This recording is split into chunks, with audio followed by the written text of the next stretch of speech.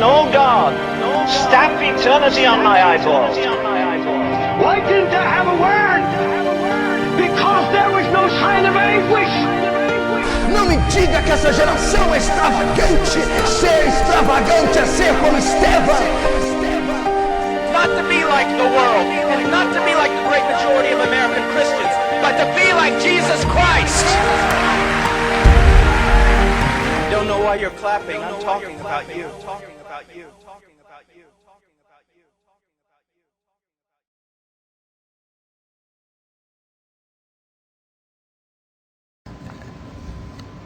The church in America is going to suffer so terribly.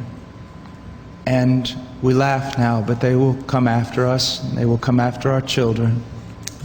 They will close the net around us while we are playing soccer mom and soccer dad, while we are arguing over so many little things and mesmerized by so many trinkets.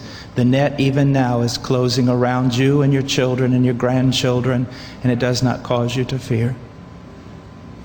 You will be isolated from society, as has already happened.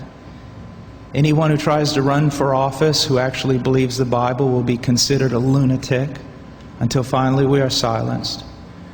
We will be called things that we're not and persecuted not for being followers of Christ, but for being radical fundamentalists who do not know the true way of Christ, which of course is love and tolerance.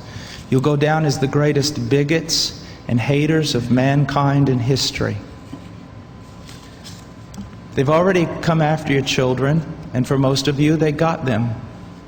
They got them through the public schools and indoctrination, and the university and indoctrination, and then you wonder why your children come out not serving the Lord. It's because you fed them right into the devil's mouth. So little by little the net is closing around, and then it's not little by little. Look how fast things are going downhill just in a matter of weeks. Matter of weeks. But at the same time, know this. Persecution is always meant for evil, but God always means it for good. And is it not better to suffer in this life, to have an extra weight of glory in heaven? You must settle this in your mind. This is the one thing I want to say over and over. Do not believe. Down through history, you have a wrong idea of martyrdom and persecution.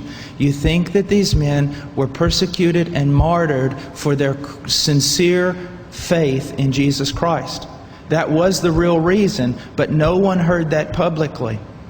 They were martyred, and they were persecuted as enemies of the state, as child molesters, as bigots, as narrow-minded, stupid people who had fallen for a ruse and can contribute nothing to society. Your suffering will not be noble. So your mind must be filled with the Word of God when all people persecute you and turn on you.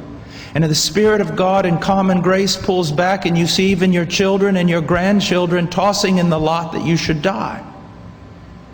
This is no game. You want revival and awakening, but know this.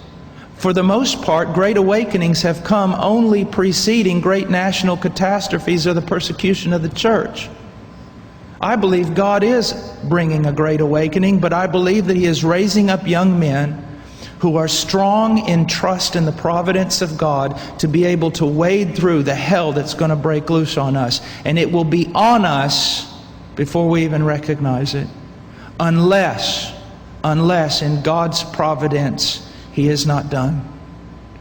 He is not done. And note, this is not silly talk. Apart from a great awakening, these things are going to come upon you. Be ready to lose your homes, your cars, and everything.